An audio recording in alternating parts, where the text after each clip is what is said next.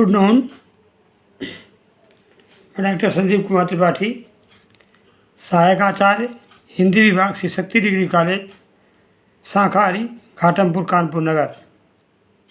इस वीडियो के माध्यम से आप सभी विद्यार्थियों का स्वागत करता हूं।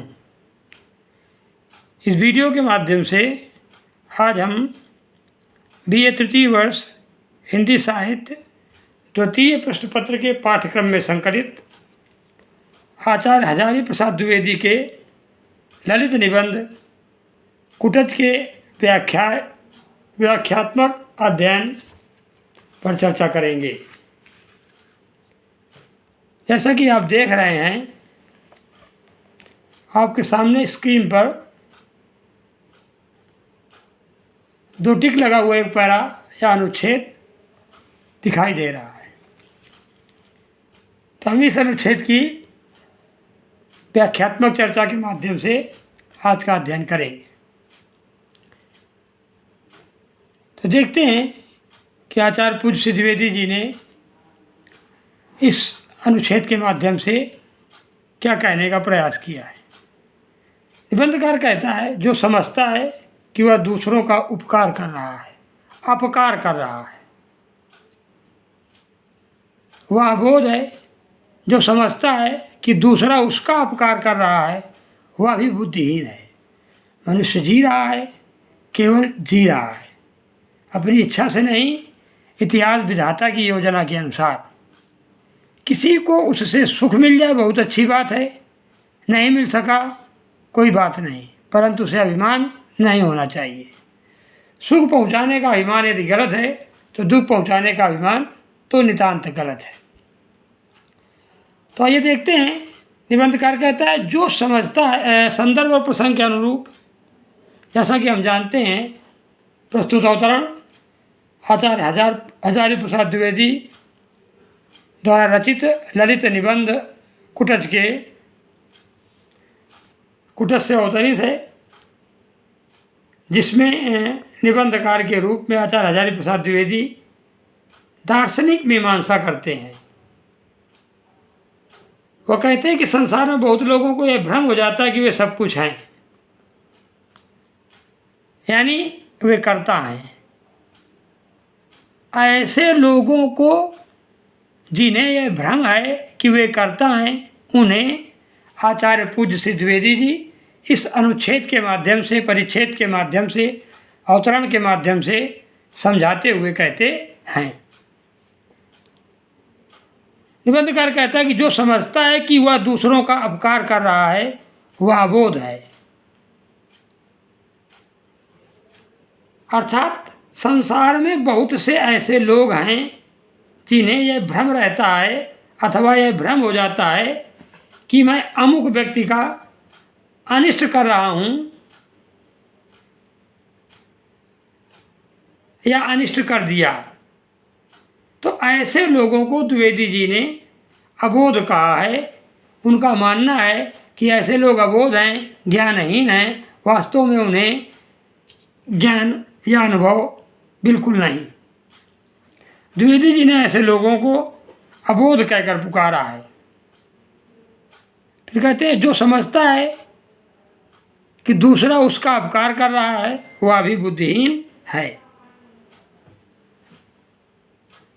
निबंधकार आगे कहता है कि कुछ लोग अर्थात और भी कुछ ऐसे व्यक्ति हैं जो अपने मन में यह धारणा बना लेते हैं कि दूसरा उसका अपकार कर रहा है। अर्थात किसी दूसरे व्यक्ति ने या उन्हें किसी व्यक्ति के द्वारा चोट पहुंचाई गई है या उन्हें किसी व्यक्ति ने चोट पहुंचाई है, उनका अनिष्ट किया है। तो ऐसा समझने वालों को भी द्विवेदी जी बुद्धिहीन की संज्ञा प्रदान करते हैं, वह उन्हें भी बुद्धिहीन मानते हैं। फिर आगे कहता है निबंधकार कहता है कि मनुष्य जी रहा है, केवल जी रहा है, अपनी इच्छा से नहीं, इतिहास विधाता की योजना के अनुसार। निबंधकार कहता है कि वास्तव में मनुष्य तो अपना जीवन व्यतीत कर रहा है, वह जीता जा रहा है, इसमें उसकी इच्छा भी चलती है, क्वेश्चन मार्क लगाता है वह, यानी क्या इसमें उसकी भी इच्छा चलती है, अर्थात अपनी इच्छा से नहीं, क्या उसकी इसमें इच्छा चलती है, अर्थात नहीं, इतिहास विधाता की योजना के अनुसार। यानी मनुष्य तो अपना जीवन व्यतीत कर रहा है अपनी इच्छा से नहीं, अर्थात इसमें उसकी इच्छा नहीं चलती है। उसका जीवन तो इतिहास विधाता के संकेतों के अनुसार चलता है, उसकी बनाई गई विधि व्यवस्था के अनुसार, योजना के अनुसार जीवन क्रियान्वित होता है। किसी को उससे सुख मिल जाए बहुत अच्छी बात है, यदि किसी व्यक्ति को ऐसे में उसकी योजना के अनुसार सुख मिल जाता है तो भी ठीक है, नहीं मिल सका तो कोई बात नहीं। और अगर नहीं मिल सका, अर्थात यदि किसी से कुछ कष्ट हो रहा है तो भी उसकी अधिक चिंता नहीं करनी चाहिए, कोई बात नहीं, अर्थात तो भी उसकी कोई चिंता नहीं करनी चाहिए। परंतु उसे अभिमान नहीं होना चाहिए। निबंधकार कहता है कि किसी व्यक्ति को किसी से सुख मिल जाए तो भी ठीक है, और यदि किसी से कुछ कष्ट हो रहा तो भी उसकी अधिक चिंता नहीं करनी चाहिए। क्यों?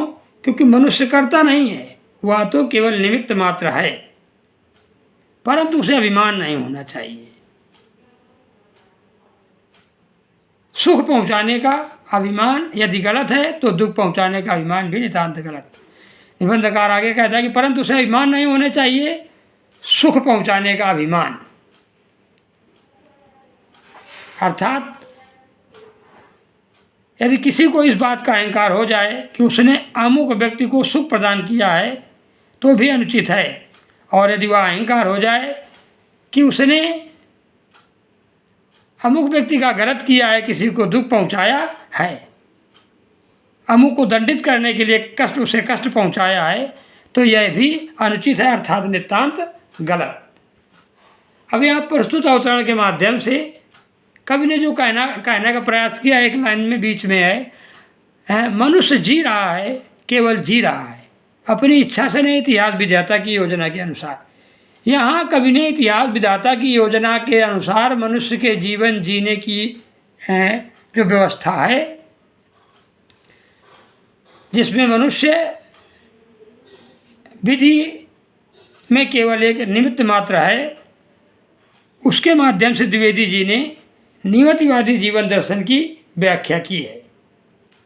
और इस व्याख्या में किसी को सुख देना, दुख देना आदि जो पूरी प्रक्रिया है, इसको उन्होंने विधाता पर ही योजनाबद्ध, उसके विधाता पर ही ढाल दिया है। क्योंकि उनका मानना है कि मनुष्य तो निमित्त मात्र है, वह करता नहीं है, कर्ता तो मनुष्य के निमित्त या मनुष्य के माध्यम के पार्श्व में जो ओट में जो छिपा है वह ईश्वर है। ईश्वर या विधाता की योजना के अनुसार ही वह निमित्त या माध्यम, अर्थात मनुष्य मात्र से जो भी इस संसार का